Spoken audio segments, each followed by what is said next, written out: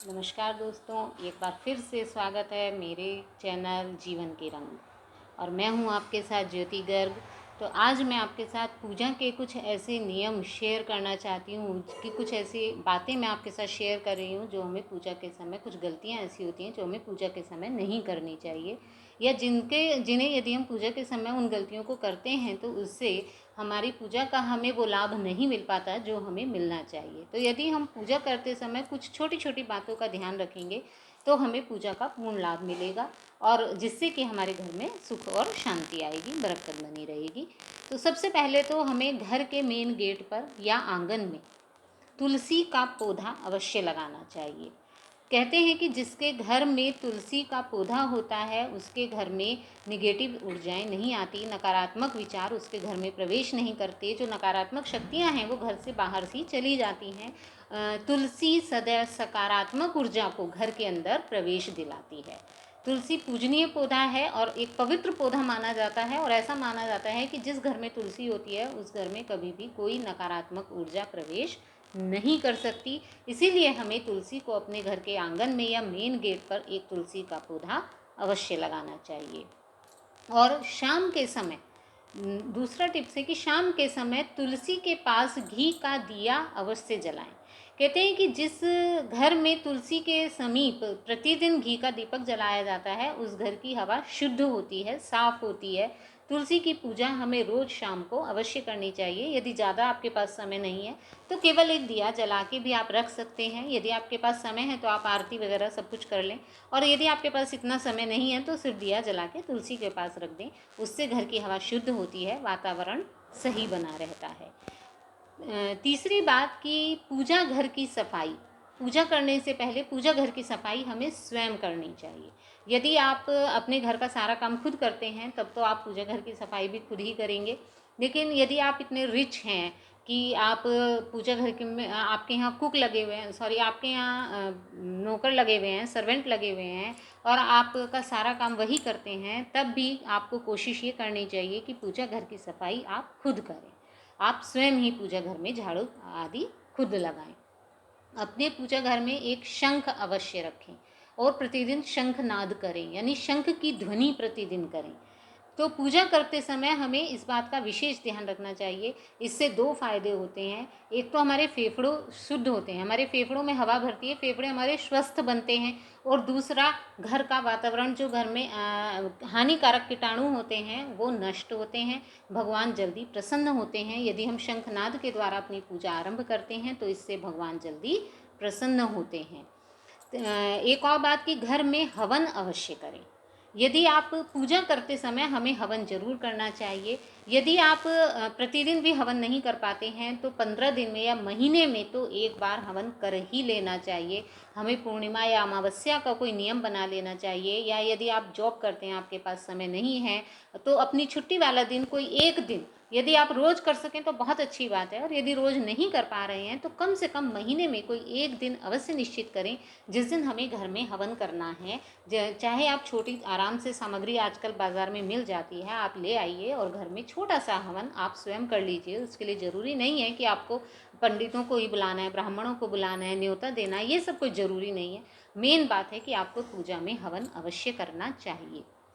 और जब भी आप पूजा करें तो ध्यान रखें कि सुबह को जब भी आप पूजा करें तो दिए में हमेशा नई बत्ती लगाएं। कभी कभी क्या होता है कि जैसे ही हम जोत जलाते हैं, दिया जलाते हैं, तो वो थोड़ी देर बाद अपने आप ही कभी कभी बुझ जाता है किसी वजह से। और जब हम अगले दिन पूजा करने जाते हैं या हम शाम को जब पूजा करने जाते हैं तो हम देखते हैं कि दिए में बत्ती ऐसे के ऐसे ही रखी हुई है, घी ऐसे ही पड़ा हुआ है। तो कभी भी गलती से यदि हम ऐसा देखें तो गलती से हमें वही बत्ती नहीं जला देनी चाहिए। उस बत्ती को निकाल के हमें अलग रख देना चाहिए, और जब हम नई पूजा कर रहे हैं तो दिए में हमेशा नई बत्ती का ही प्रयोग करें। इसी के साथ कभी भी एक दिए से दूसरा दिया ना जलाएं, इसे शुभ नहीं माना जाता है। यदि आप मंदिर जा रहे हैं तो कभी भी खाली हाथ ना जाएं। कहते हैं कि यदि आप घर से मंदिर जा रहे हैं तो कभी भी खाली हाथ ना जाएं, कुछ न कुछ अवश्य लेके जाएं, जल, लोटा और फूल, फल, प्रसाद। और कुछ भी नहीं है तो एक फूल ही ले लें या एक जल लोटा ही ले लें।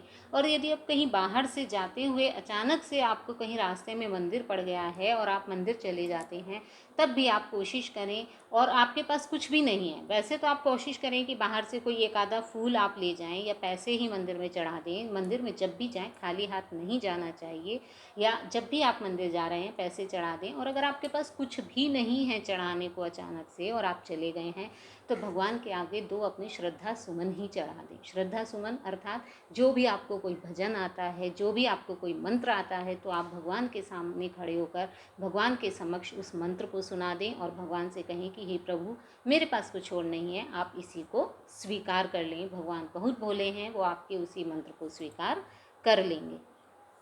घर में यदि संभव हो सके तो पूजा घर को उत्तर पूर्व दिशा में या ईशान कोण में मंदिर बनाएं। मंदिर कभी भी घर में दक्षिण दिशा में न बनाएं। दक्षिण दिशा में मंदिर, कहते हैं कि यदि हम अपनी पूजा घर आपका दक्षिण दिशा में होता है, यदि हम दक्षिण दिशा में मंदिर बनाते हैं तो उससे हमें पूजा का पूर्ण लाभ नहीं मिलता। पूजा करते समय कुछ न कुछ प्रसाद अवश्य रखें। जब आप सुबह को पूजा करते हैं तो कुछ न कुछ प्रसाद अवश्य रखें भगवान के भोग लगाने के लिए, जिससे भगवान को भोग लगाएं। चाहे आप उसमें आपका दूध, फल, मेवा कुछ भी हो सकता है। और इसी के साथ उस प्रसाद में तुलसी का एक पत्ता अवश्य चढ़ाएं। कहते हैं जब तक, यदि हम भगवान को भोग लगाते हैं और उसमें तुलसी का पत्ता जब तक नहीं होता है, भगवान उस भोग को स्वीकार नहीं करते और आपकी पूजा सफल नहीं होती है।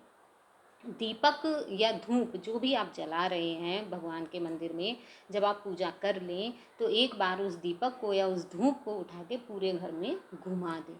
उससे कहते हैं कि पूरे घर में सकारात्मक ऊर्जा का वास हो जाता है। भगवान की धूप पूरे घर में घूम जाती है तो पूरा घर पवित्र हो जाता है, शुद्ध हो जाता है और घर में एक शांति का निवास होता है, सकारात्मक ऊर्जा बनती है, घर में प्रेम की वृद्धि होती है। पूजा घर में कभी भी अगरबत्ती का प्रयोग नहीं करना चाहिए। हमारे हिंदू धर्म में कभी भी हमें अगरबत्ती का प्रयोग पूजा घर में नहीं करना चाहिए। क्यों?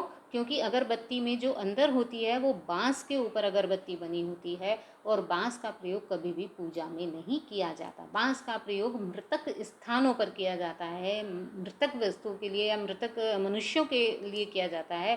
पूजा घर में कभी भी बांस का प्रयोग नहीं किया जाता है। इसलिए भूल कर भी अपने घर में कभी भी अगरबत्ती ना जलाएं। सिर्फ घी का दीपक, तिल के तेल का दीपक या धूप बत्ती जलाएं। अगरबत्ती का प्रयोग अपने घर में कभी ना करें। जब आप भगवान को भोग लगाते हैं या भगवान की आरती करते हैं तो उस समय भगवान के सामने घंटी अवश्य बजाएं। बहुत से लोग एक गलती करते हैं कि वो भोग लगाते हैं, आरती करते हैं, भोग लगाते हैं तो वो हाथ जोड़कर ही बैठते हैं, घंटी नहीं बजाते हैं। तो ये कहा जाता है कि जब भी आप भगवान की आरती करते हैं या भगवान को भोग लगाते हैं तो घंटी ज़रूर बजानी चाहिए। और यदि आपके घर में छोटे बच्चे हैं तो घंटी उनसे बजवानी चाहिए, ये और भी अधिक शुभ माना जाता है। भगवान को तो बच्चे वैसे भी बहुत प्रिय होते हैं, तो इससे हमें दो फायदे होंगे। एक तो बच्चों को आपके साथ पूजा करने की आदत पड़ेगी और दूसरा उन्हें घंटी बजाएंगे तो भगवान भी जल्दी प्रसन्न होंगे। जब भी आपको सैलरी मिलती है, जब भी आपको कमाई आपकी होती है, यदि आप जॉब करते हैं तो महीने में जब भी आपकी सैलरी आती है उसमें से एक निश्चित अमाउंट अपने सामर्थ्य के अनुसार जितनी भी आप चाहते हैं, जितनी भी आप निकाल सकते हैं, एक निश्चित अमाउंट भगवान के नाम की अवश्य निकाल दीजिए। उसे भगवान के कार्य में लगाइए या उसे मंदिर में दान कर दीजिए या उससे भगवान का कोई सामान ले आइए। और यदि आप बिजनेस कर रहे हैं तब भी आप हर महीने एक निश्चित अमाउंट भगवान के नाम की अपने प्रॉफिट में से अवश्य निकालिए, उसे भगवान के लिए समर्पित कीजिए। और सबसे लास्ट में पूजा करने के बाद भगवान से क्षमा प्रार्थना अवश्य कीजिए, क्योंकि मनुष्य हमेशा गलतियों का पुतला होता है। हम कितने भी ध्यान से पूजा कर लें, कुछ न कुछ गलती मनुष्य जरूर करता है। तो उस गलती को क्षमा मांगने के लिए हमें भगवान से क्षमा प्रार्थना जरूर करनी चाहिए कि प्रभु, मैंने जैसी भी पूजा की है, आप तो अंतर्यामी हैं, आप इसे स्वीकार कीजिए, मेरी इस पूजा को पूर्ण कीजिए। तो इस प्रकार यदि पूजा करते समय हम इन थोड़ी सी बातों का ध्यान रखेंगे तो मुझे लगता है कि हमें पूजा का पूरा फल मिलेगा। प्रभु सर्वव्यापी प्रभु हमें पूजा का पूरा फल प्रदान करेंगे। और यदि आपको मेरे ये टिप्स अच्छे लगते हैं तो प्लीज़ मुझे मेरी वीडियो को लाइक करें और मुझे कमेंट करके ज़रूर बताएं कि आपको इनमें से मेरी कौन सी बात सबसे अच्छी लगी। तो क्योंकि आपके इन कमेंट से ही मुझे आगे वीडियो बनाने की थोड़ा आत्मविश्वास मेरे अंदर होता है, मुझे हौसला मिलता है। तो प्लीज़ मुझे लाइक और कमेंट ज़रूर करें, मेरे चैनल को सब्सक्राइब करना ना भूलें। जय श्री राम। मिलते हैं अगली वीडियो में। नमस्कार।